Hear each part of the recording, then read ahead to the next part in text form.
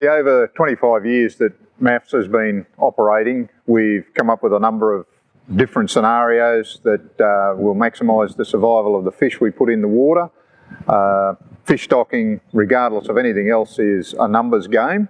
So obviously, the more numbers, the greater the numbers you can get in the water, the greater the survival rate will be.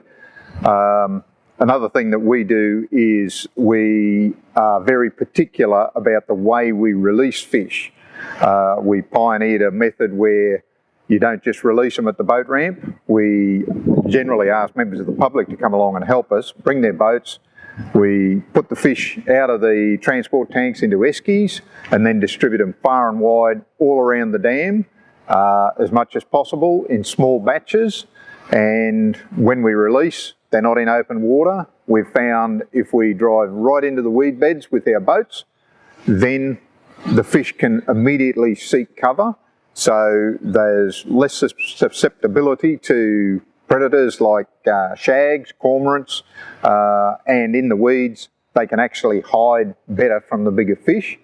In fact, barramundi have their own little defence mechanism, which is a white stripe down the forehead, and small barramundi will often hang vertical in the weeds. And what happens then, as they're hanging in the weed vertically, the white stripe breaks up their profile, so they are less able to be noticed by a predator and hopefully better chance of survival.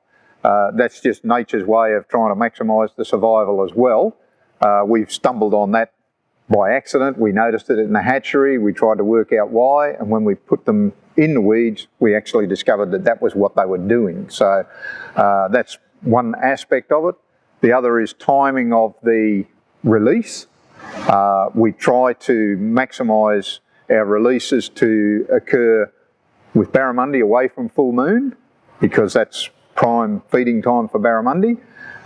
We also try to release late in the afternoon where possible. The reason we like to stock late in the afternoon, again, we go into the weeds, the fish go straight into the weeds, they've got a whole night to basically acclimatise themselves more to the water, and there's no cormorants or other bird life that's going to predate on them overnight. So just another reason that we can hopefully maximise the survival rate of the fish.